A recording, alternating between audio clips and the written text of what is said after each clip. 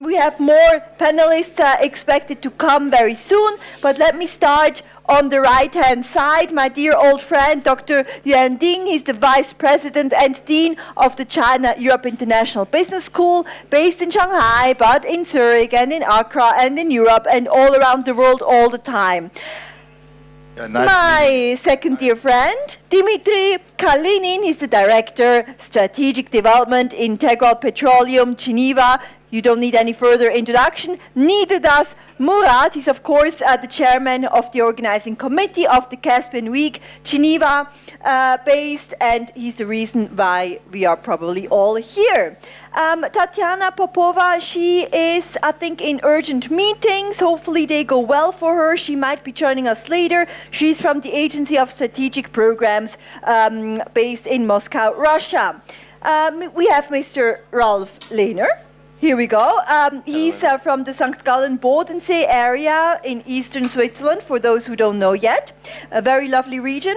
And he is in charge of the economic development at the Ministry of Economy and Labor in the Appenzell Ausserhoden canton in Switzerland. And then we should probably also get Dr. Claude Béglé, the former member of the Swiss Federal Parliament, but he's not here yet.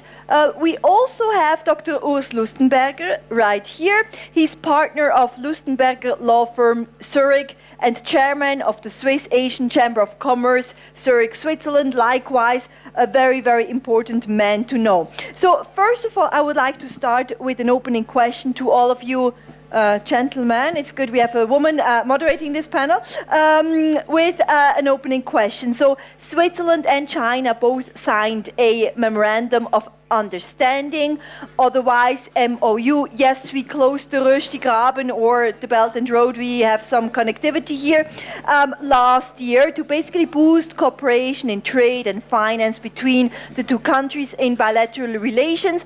Dr. Yuan, first of all, what kind of benefits are you expecting to see now?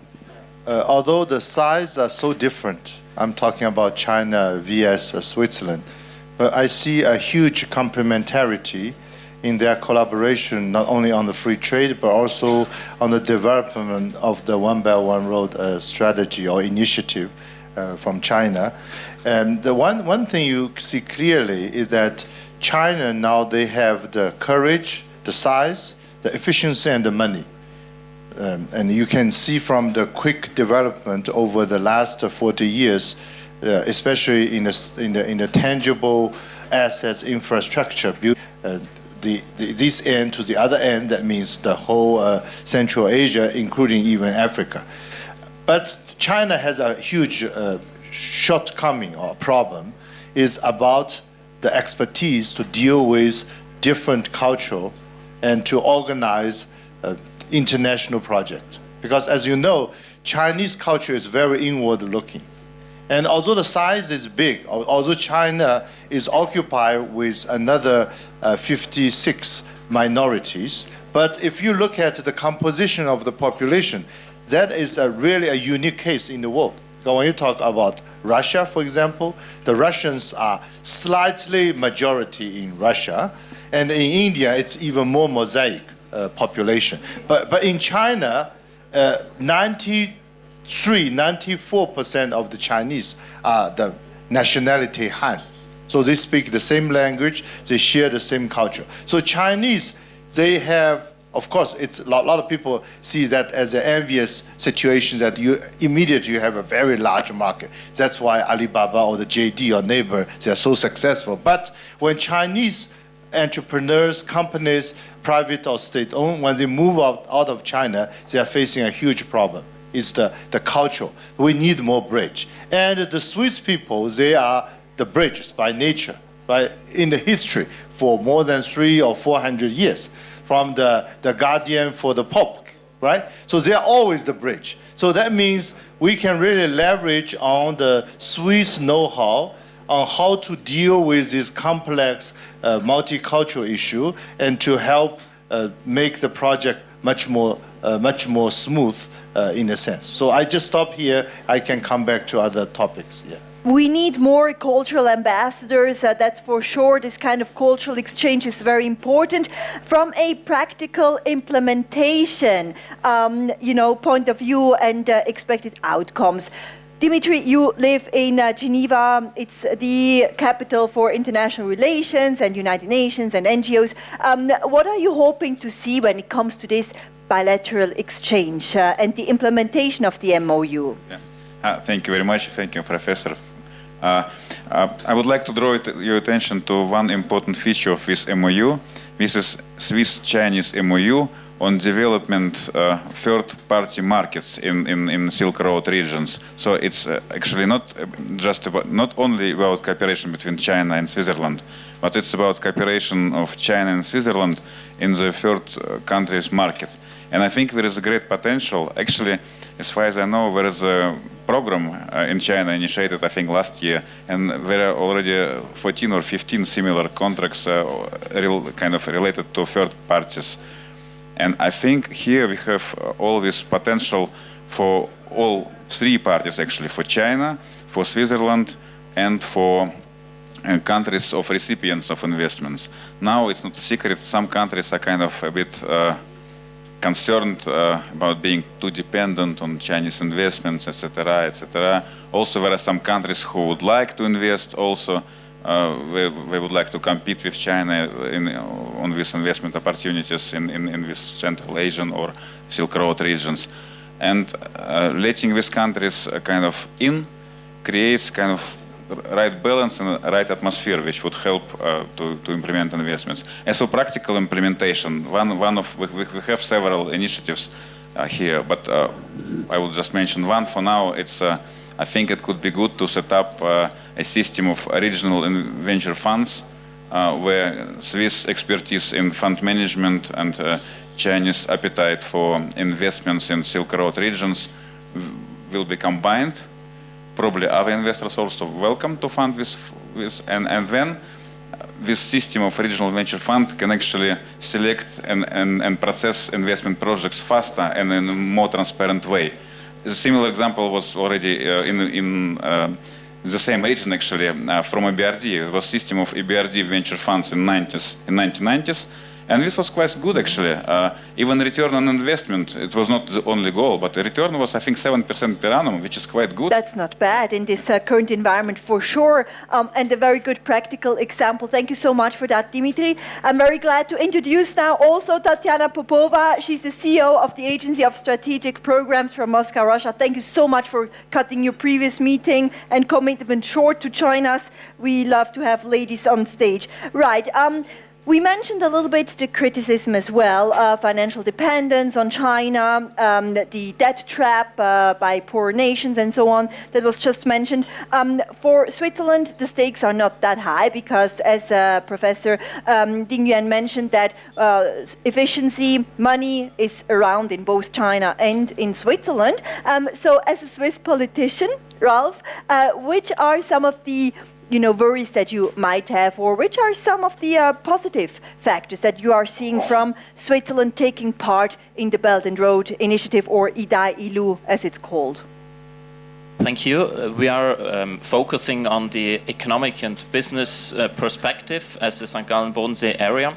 And as you may know, Switzerland is the only continental European country that has an extensive free trade agreement with China. It was signed in 2014, July Yes. 1st, so that makes about 6 years now?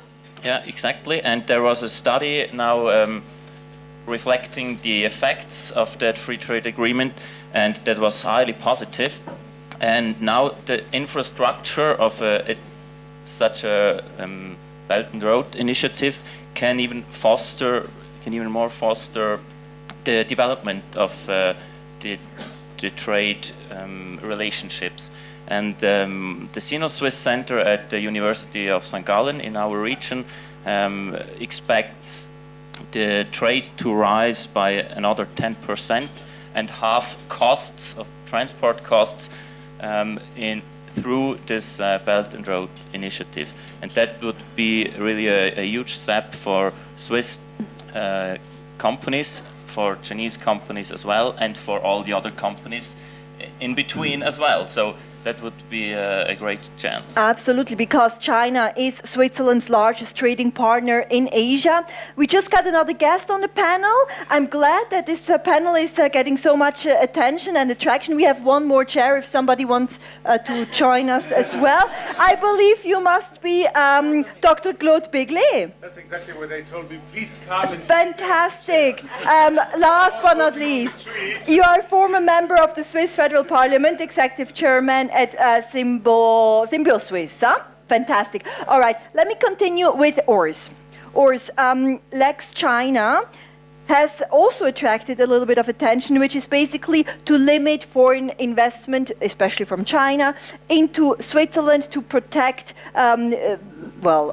key industries, let's say that, in Switzerland. What do you as a lawyer think about this? Would this be a good idea? Well, I believe that the rise of China in general has led to a counter-movement in the world. And as we are living in a quite populistic environment these days, what you call Lex China is most probably also based on a populistic stream. Because if you look at the basis of Swiss law, it really protects ownership and privacy.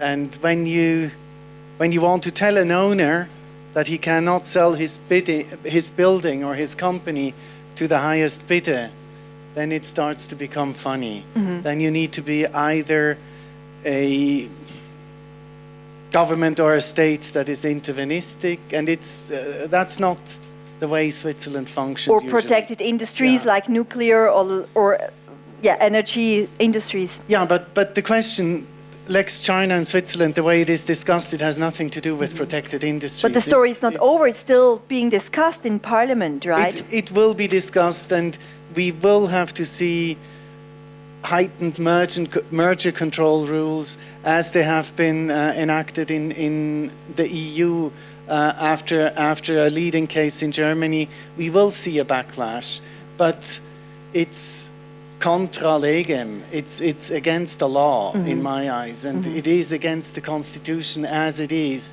Nevertheless, politicians sometimes do not care about that, and it will take most likely a Supreme Court decision to correct a law that might go in the wrong direction. And also competition law, I guess it would be against that. But politicians might not always have the time to read through all the articles, right? But we'll get to you, Claude, very soon. Murat, from your perspective, Caspian region, and also, your expertise in terms of connectivity and Belt and Road with China, which do you think for Switzerland could be some of the key benefits?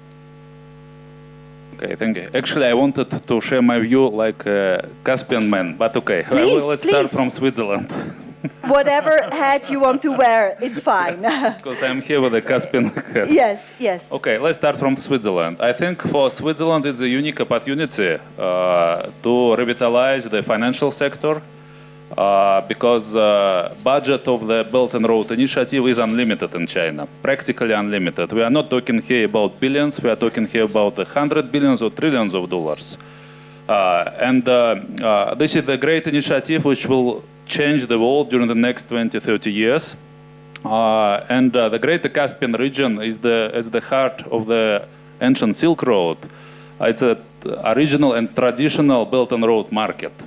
And if you will read again the theme of the memorandum, it's Memorandum of Understanding for Strategic Cooperation between Switzerland and China for development of the third markets. Third market doesn't mean developing countries. It means other markets than Switzerland and China in the frame of the Belt and Road Initiative. And we think that the Greater Caspian region exactly that market. And for Switzerland, if these hundreds of billions of dollars investments and technology flow, technology transfer flow will go through Switzerland, this will create a lot of new jobs. And not only for the employees, but also for the banks who will serve these flows, for the insurance companies, and for the whole Swiss infrastructure, which is brilliant and which was developed during the last 200 years after the last war. It came to Switzerland in 1815. That's why I think Switzerland should, with a full force, use this opportunity and create all necessary structures, expert roundtables, like already we participated in one of these with the government of Switzerland, and so on. Now let's take the Caspian view.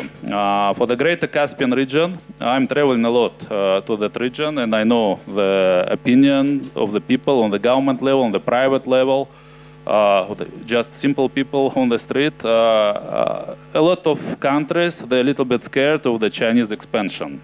And I think that if too much Chinese involvement in the economy, there will be millions of Chinese workers taking their jobs, and then other people interest will be, local people interest will be damaged. On the other side, it will be a debt trap also, like it has happened in Africa, in other regions. That's why this is also a great opportunity for the greater Caspian region to attract Chinese investments through Switzerland, because Switzerland has, I think, the best relations with this region from this world. Swiss people never did anything wrong for these countries. If you will take the history, it was the British Empire fighting with the Russian Empire, the big game, beginning of the 19th century. Then it came to World War I, World War II, Civil War in Russia, then Soviet Union versus United States in the Cold War. Then, like we've heard from the speakers from Afghanistan, India to Pakistan, also a little bit damaged the region. And so on and so on. Also trade wars between China and the United States. And now Iran with United States and so on. And all these games, maybe the only country which is not involved at all is Switzerland. And that's why there is a very good potential and very good relations between Switzerland and the greater Caspian region. And I think these countries from the region will be very happy to get investments and technology from the Swiss hands, from the Swiss management, Swiss companies, Swiss investment funds, Swiss banks, Swiss insurance companies, and so on. It's a win-win cooperation. And we are very happy that we have here also representatives of the Swiss society. Maybe Dr. Béglé, who is also very heavily involved in the Silk Road initiative. He will explain much more. But I think we should develop this and support this as much as possible. And from the Greater Caspian region side and also from the side of Switzerland. Thank you. Political neutrality helps, of course, as well. And also we have seen a lot of Chinese banks setting up in Switzerland over the last 2 or 3 years, ICBC, Bank of China, and so on. So slowly but surely it is establishing this kind of trade finance platform. Hopefully we will see much more. Tatyana, you're into strategic developments and programs and so on based in Russia. How do you observe this whole thing, memorandum of understanding between China and Switzerland? And where could maybe, you know, Russia also come in and sign a similar kind of deal? Because the Belt and Road goes to Moscow, also the railroad projects and so on, more and more connectivity. Absolutely. So Martina, thank you so much to give me a word. And once again, I would like to say thank you to the Caspian Wing, for the organizers to be here. I'm so delighted. So our company is working under the government of Russian Federation, and we're working, of course, together and along with the Ministry of Transport of Russian Federation. And for us, Switzerland and China is two the most important countries and partners to work together. So first of all, as we all know that China and Russia have a lot of historical things, and it's friends countries. And we have a lot of investment projects going along right now together with China. But also Switzerland involved in these processes and projects, because China really would like to work together through Switzerland. Everybody knows that Switzerland is one of the greatest country, protected one, the safest one, and of course a lot of things can be done much more easily, especially if we are doing investment projects.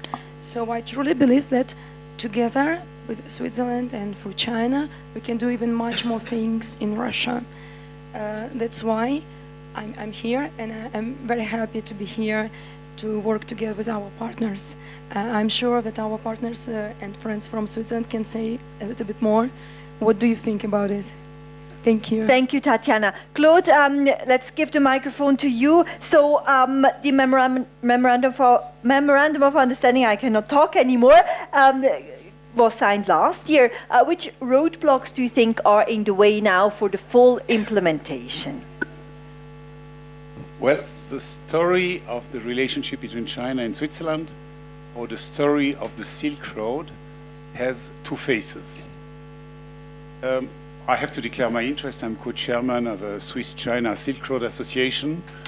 So although I'm Swiss, I'm not 100% neutral because I'm favorable to this. And is there neutrality? There is no full neutrality, Yeah, right? Now, politically, actually the difficulty is that that agreement is attacked both by the left and by the far right. Mainly by the left and a little bit by the far right.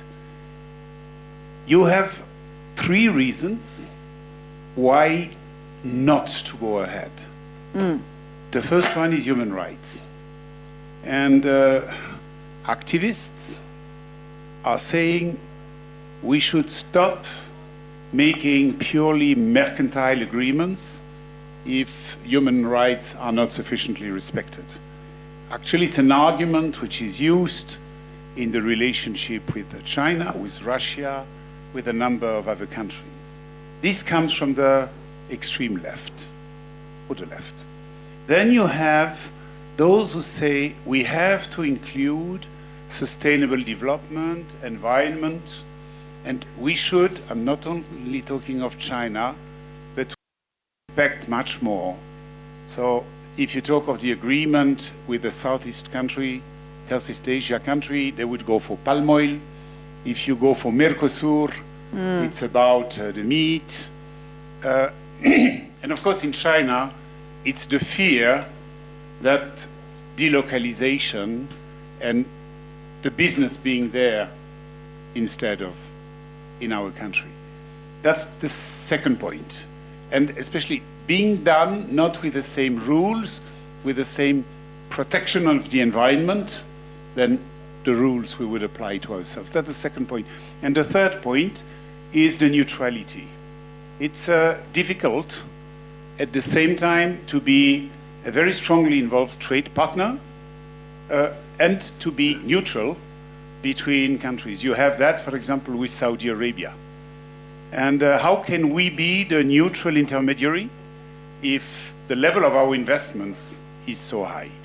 This is the negatives which are mainly not blocking but slowing down the process, mainly because of the parties on the left, so the Green and the Socialists, and a little bit because of the parties of the extreme right.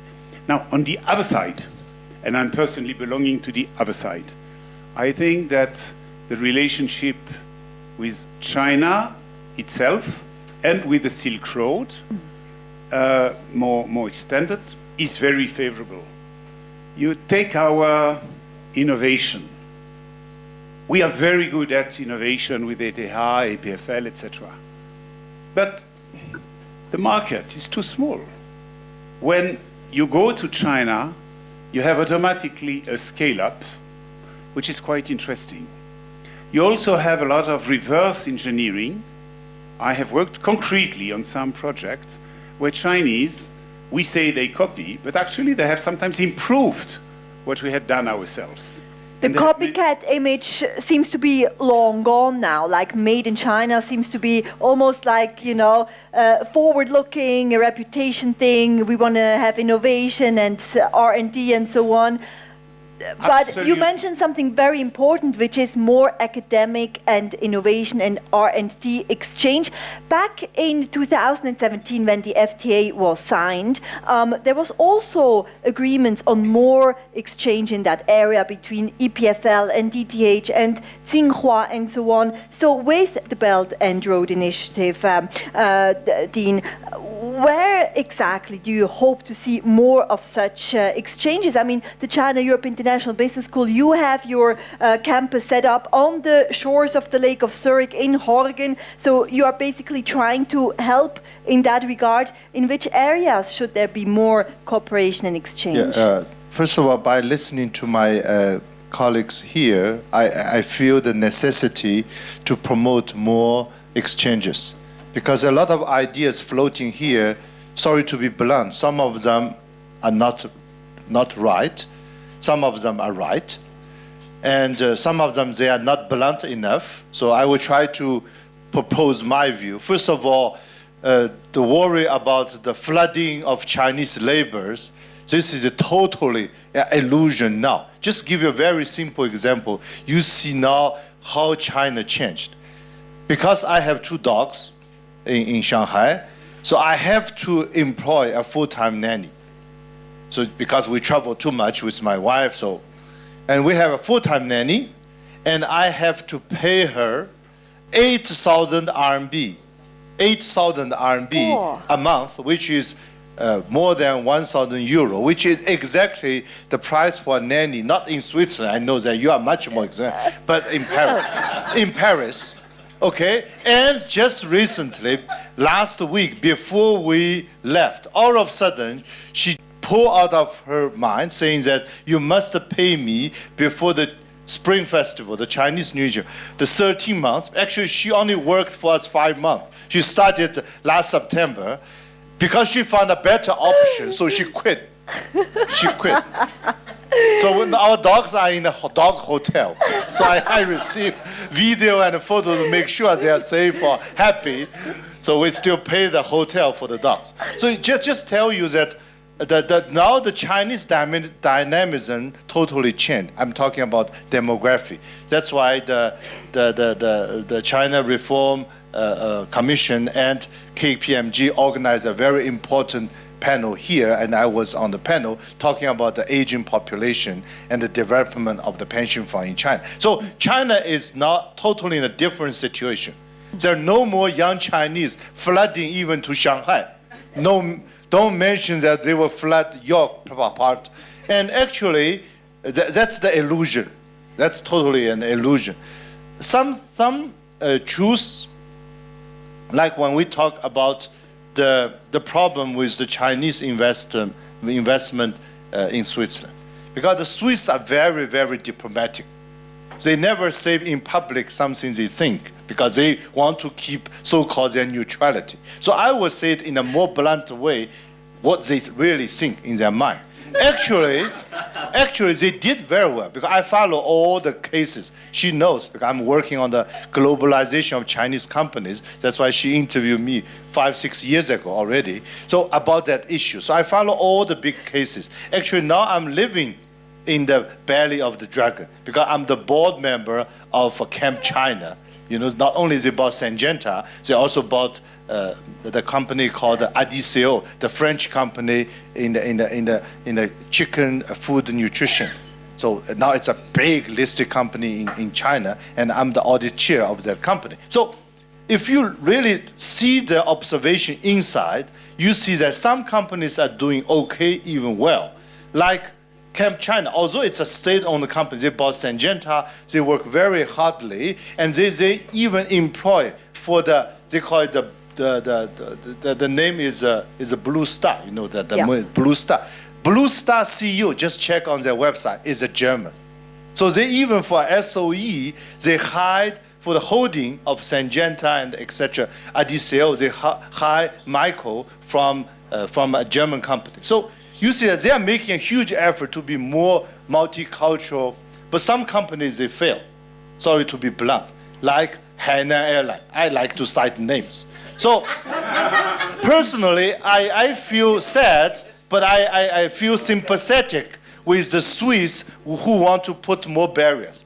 Because when you sold your Swiss port to a Chinese company, it was not right that the Chinese owner arrived and take 400 million euros from the account and as a loan to the shareholder and don't pay back. So there is a problem. So I think there's a lot of problems, but I don't think it's really related to Chinese state. So it's really about the company's behavior pollute the image of the country. So All that's- right. We have your opinion, we get Claude's opinion. Over there we have both extremes. Go ahead. You defend the Swiss point of view. Thank you very much. I will defend the Chinese point of view. And I will be as blunt as you. I talked quite a bit with Syngenta people. Actually, they are happy. I didn't Actually, mention. they are really happy. And if I may And they- say, I interviewed Eric Firwald, the CEO of Syngenta, yesterday in the spa of one of the hotels here, because there's no space and it's too expensive. And he was pretty happy as well, But because they as I plan said, an so IPO. Camp China, they are making a huge efforts to really accommodate multicultural. I And really see their in the public headquarters in listing, Beijing. Yeah. the IPO is going to probably happen But by the end of the people 2021. who bought by Hainan Airlines, they are not very happy. So But- I'm talking about that case. Let's Please give- do not mix. Yeah. And Right, It's let's give really a Claude the word. question of mutual acceptance. I have a friend, Li Shan. He is Chinese. He joined the board of Credit Suisse. It's interesting to see that in the board of Credit Suisse, Zurich, you have a Chinese. And Fred it should Hu as go well, both ways. UBS. It's good, so we should take off our hats that whenever you go east, you do foreign investment. Actually, you will more and more go to the headquarters, and So- vice versa as well. Do you think that the new foreign investment law that China has just started to implement on January the 1st could actually help? Or you would like to add or comment on that point, right? No, I wanted to Okay, add on something go ahead. else, because I think the discussion about Swissport and Syngenta is a mute one, because it is driven not by facts, it's driven by emotions. And if you look at the emotions, then I think even the emotions on Syngenta, on the purchase of Syngenta, they're going higher. Here, we should look at this MoU. And I think the only one that really talked about it was Murat, because the MoU is nowhere near to be in the spotlight. Nobody is against it. Nobody knows about it. But we do know about it. And we, the economy, we, the representatives of the economy, we have been given the mandate by the Swiss government, make something out of it. So if we just sit here and we say, oh, it's bad, there are stumbling blocks here and there, that's nonsense. We are the stumbling blocks. We can do something about it, and if we do something about it, we can make something happening, because usually these MOUs, they go into the drawer and nobody does anything. MOU sounds And, so boring already. So what should we do, Urs? Tell us. Give us I your think we- perspective. I think Murat is undertaking efforts. We as a chamber are undertaking efforts to work out proposals in cooperation with Economy Suisse. In proposal, I have been touring China. I've talked to Chinese entities in November this year. There is support from everywhere. The question is, for example, can Chinese entities co-finance structures under this MOU, or do we want to do it just from the Swiss side? What do we do? What is the purpose of a vehicle, of an institution that will embody this MOU? And therein lie the discussions. But we can do it. It's easy. We don't need a lot of money. Yeah. We can do it. Maybe, Ralph, what is your point of view? What should be done about the MOU? How should we implement it? And what are some of the key focus areas? Well, what is important from my view is that we have not only state finance, but also private investors investions. Perhaps Swiss banks, Swiss insurers, whoever. What is important is that it's not perceived as a Chinese project, but as a common project. A And that bilateral helps one. to foster and also to make that MOU well known and accepted. Murat? I just would like to add what we are doing to implement this MOU. End of November, we did mini Caspian week during the COE fair, China Overseas Investment Fair. And this is the fair exhibition for the Chinese overseas investors.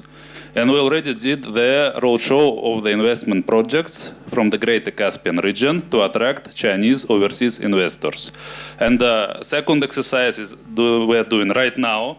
I put this especially on this panel, the panel discussion, because we would like also to the audience and our delegates to know about this MoU. And today we already had some business discussions about potential investment projects in the Greater Caspian region.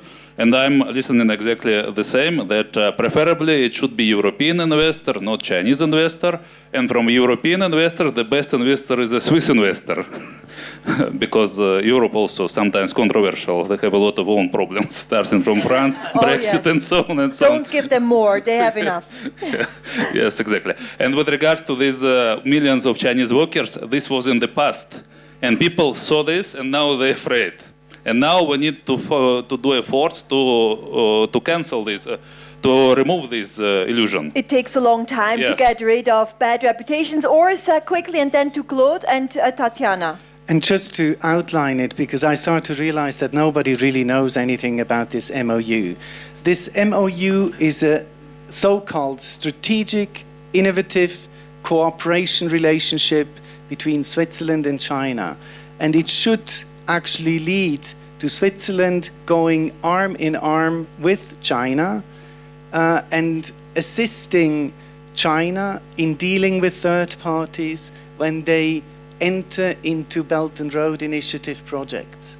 We can, for example, propose to make a fair contractual framework. We can, for example, propose to audit a contractual relationship and say whether we consider it fair.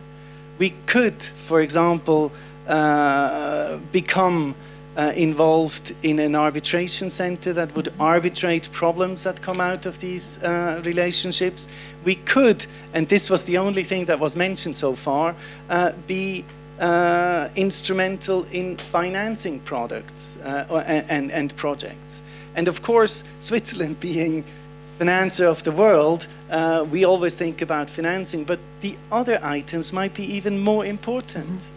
But is there a clear strategy, or is it just like open on the table, you know? Everybody can do what they want. They could. So where do we start? Switzerland, the government's opinion is we have now signed this MoU. This is the infrastructure, and the content has to be filled by the private sector. That's this right. is how Switzerland functions. In China, it would be a department. In Switzerland, it is up to the private sector to beat their heads together and come up with a concrete proposal. And the proposal may come out of 5 corners, and the best one will survive. That's the idea. Tatyana or Claude, one of you? Yeah, thank you, Martina. So yeah, I just would like to add something. We also were working together in China for this investment fair, and the main goal of our investment project office is to develop water transport in Russia. And of course, we are more than happy, and we are happy to work with our Chinese partners directly, of course. But together with Switzerland, sometimes it's much more easy, and it's essential for us, because we truly believe that it's not only, government goal to develop inland waterways, water transport, any transport. Sometimes private investments is essential, and it's needed. So, and why not to work together? So I'm really thank you, our partners, that we exchange very interesting ideas here. Thank you. Claude? I'd like to make 2 comments, one on Swiss-China and one on Belt Road. On Swiss-China, I think the MoU will develop, but it's a question of the pace. The government is determined to go ahead. The Swiss government. The Swiss government, and I know them pretty well, they are determined to go away. They are a little bit framed by the public opinion. I was a member of the Foreign Affairs Committee. I would say it's a 60-40. 60% yes, 40% no. And when you have a 40% no, you're cautious. Yes. because of the points which I mentioned, with which personally I disagree because I'm much more on the side of the business. But the government has to take in consideration those other points. I also believe that we should avoid stereotypes. For example, we say finance. Well, I'm working, I'm a small hand working. We are going to open in April in Beijing the first private banking wealth management university. It has been decided by Xi Jinping. It has been entrusted to the mayor of Beijing. The government, they are moving out of the town, as you know. We take one of the buildings of one of the ministries, which with the help of the government will become the first private banking university in China. Because you have more billionaires in China today than you have in the US or in the rest of the world. And by gathering that money, of course, you end up also into the investment side. So we should not say Swiss is money and finance and they are an investment opportunity. I think the future world, and that's also part of the Memorandum of Understanding, will be much more both sides. On Belt and Road, I believe very much in the Belt and Road concept. Here, what we have to say is who are the winners and who are the losers. And again, the positive aspect is that the Belt and Road will help a lot of countries from a financial investment point of view. We should also not hide that it's an element of the foreign policy of China. They will never do it through the force or through the military or the political force. They do it through the trade and through the investment. But Belt and Road is more than the traditional Silk Road and the countries we talk about. I mean, you have Belt and Roads in South America, which, if my notions of geography are correct, is not exactly between Europe and China. So it's a concept which is a reaction to the US foreign policy to say we are getting closer to those countries. They are, through that, getting a number of countries where they have invested who would vote in favor of China at the UN. So it's a global concept. I personally think it's extremely useful, but we should also not think it's only logistical or only business. It's broader. On that point, I would like to wrap up the panel and open to the floor because I know that there are questions here. Just a final word to Ding Yuan. Our title of the panel is called blah, blah, blah, expected outcomes. So you expected and wished and hoped for outcomes. What will they be in like 5 to 10 years down the road? Yeah, well, what I see for the recipients of this investment, both for the financial reason or the geopolitical reasons that Claude mentioned, is there will be mainly two major outcomes. They are kind of disruptive outcomes. The first one is the concept of this connectivity. Because if you look at Central Asia or if you look at Africa, the older roads, they were all built to connect to Moscow or in Africa to Paris or to London. So there was never an idea of integration, a regional integration. So now if you look at the project that China is working with African countries or Central Asian countries or with Pakistan, it's all about the regional integration. So finally, thanks to the investment made by the Chinese, now with the help of the Swiss, then we will finally see an integrated domestic market or regional market emerging in these places, which will be very, very new.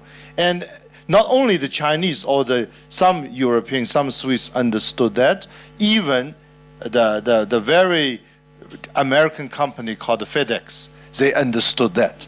Because recently I invited the CEO of FedEx coming on our campus in Shanghai, made a speech, And he's showing that coping with the one Belt One Road strategy. Actually, they are buying land along the planned railways in the East African side to build the future warehouse to develop their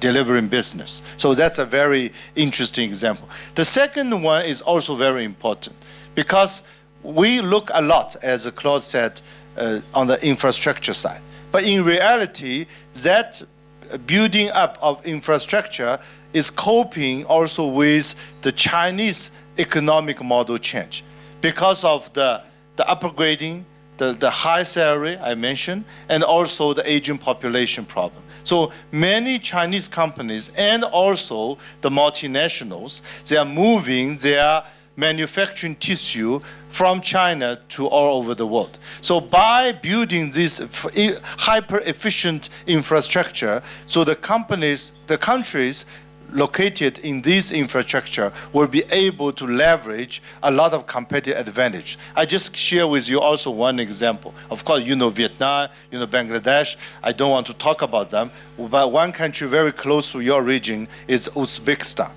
You know Uzbekistan, they have a very, very high production of cotton.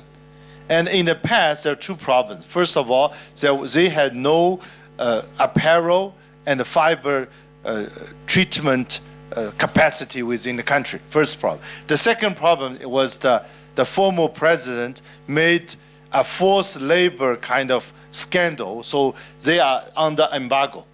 And nowadays, with the new regime, so the Western society accept to buy the product from Uzbekistan more easily. And also, now they are working with the Chinese, not only to get this connectivity, now they have the high-speed train, also to build the deep processing of the cotton into yarn and into garment. And the Chinese are investing there because they are moving out of the capacity from China because they cannot find the workers and they don't have the raw material. So it's a very win-win strategy. So this will really help the One Belt One Road countries not only to have a very efficient system of infrastructure, but also to get more industrial tissue to boost the labor, solve the unemployment problem. So I just stop here. Thank you. And win-win situation is loved by the Chinese and the Swiss. So we have some consensus. We have 5 minutes, ladies and gentlemen, 5 Swiss minutes for questions. 3 housekeeping rules. First of all, identify yourself, where you work. Second, just 1 question per person. And third, who you would like to ask the question to. So please go ahead. We have microphones right here. Who would like to go ahead? Yes. Hi. Thank you so much. Hi, my name is Carrie. I just want to briefly touch on the million labors, by Dr. Yuan and also Dr. Claude Béglé. Because speaking from my own experiences, I work a couple years back working in Australia for 2-3 years. And back in the days, I thought China's salary was so low. So coming back to China a couple years back, my salary nearly doubled. So I was very surprised by the Chinese economy and the speed of it. Now I advise foreign company come to China, doing Chinese business, open up the market, operations and stuff. From my understanding, my experiences, I found out that there's really a lack of understanding of foreign companies into Chinese current situation. They don't even, they still think that China, it's a country where it's so many poverties and stuff. So I can tell there's a this disparity between what's being told by the press and by the media and also what's really happening. So besides the MoU and besides what's been signed on the paper, me as a small business or private sectors, I really want to see some interaction in the cultural part because that's what really building the trust, really bridge the gap so people can really understand the current situation of China, so it's definitely going to be much more easier for us to work together in the long run. So I'd love to ask a question: how do we sort of propose a cultural interaction from Caspian and also China? Thank you so much for Dr. Yuan and also Dr. Claude. You would like to ask both gentlemen, right? Who would like to go first? So I can give a very brief answer on that. Since 2015, so our school set a campus in Switzerland, in Zurich, in order to create exchange between China and Europe. So every year we bring around more than 10, like 12 groups of Chinese executives to Switzerland 1 week, and they will visit Swiss companies, interact with Swiss business community, and we also recruit Swiss young people or senior executive into our MBA and executive MBA programs, and both are ranked number 5 worldwide. So in order to create some substantial understanding, so we are doing that actually. Claude. Thank you. Well, same here. You see a lot of exchanges of students. It's sometimes interesting, some of the US universities have more Chinese students than American students. So it's going both ways once again. There is a need of intercultural exchange because it's no more from this direction to that, but it's multi-directional. Belt and Road is not only a logistics project between production market and consumption market, it's the whole supply chain and linked to the low cost. Very often the countries around China are subcontractors of China. Thailand is the subcontractor for the Chinese automotive. And all those countries from Southeast Asia, and sometimes now also in the Central Asia, they will be partner of the whole supply chain, where China is the heart, but it does not necessarily physically passes through China. So we are much more talking of a coordination, which could be an IT coordination, a management coordination, not always just a physical coordination. And then you need, because it's true that the salaries in China are much higher and all of that, then you need to have a triple cultural interaction between the Western countries and China, and between China and their subcontractors. I mean, Dean Yuanding's nanny was absolutely right to ask for a higher salary to walk your dogs, right?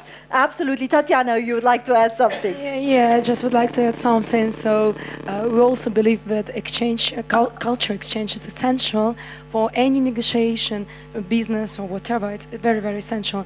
And during our trip to Dalian city, we saw Russian street. We're also doing a lot of exchanges, student exchanges, and it's really helpful. And maybe one day it can be done. I mean, doesn't matter in Dalian city or any other city, Switzerland street. Why not? So honestly, the culture exchange is very essential for the business. Thank you. We have time for one more question. Yes. Thank you. It's rather not the question, but the comment, because you mentioned Uzbekistan as a clear example of your idea. The point is that Uzbekistan always, even in the Soviet times, produced garns and yarns. And the problem was that the cycle was not closed. The rest was done in Russia, in Ivanovo, and Belarus, Ukraine. Now, Uzbekistan managed to close this cycle, and they produce final goods, and they export those goods. And with regard to the scandal regarding child labor force and adults for labor force, it was lifted up, cancelled already, all the restrictions, by the International Labor Organization. It's not only easy, but it's completely easy. I mean, it's open to buy.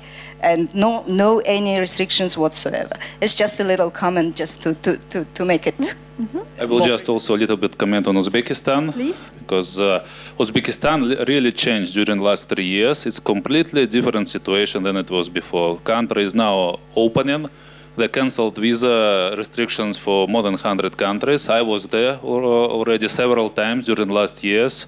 I'm also was a part of the Intergovernmental Commission on Economic Cooperation with Uzbekistan, Switzerland, Uzbekistan.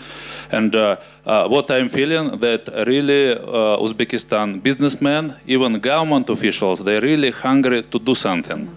Not like before, no bureaucracy anymore.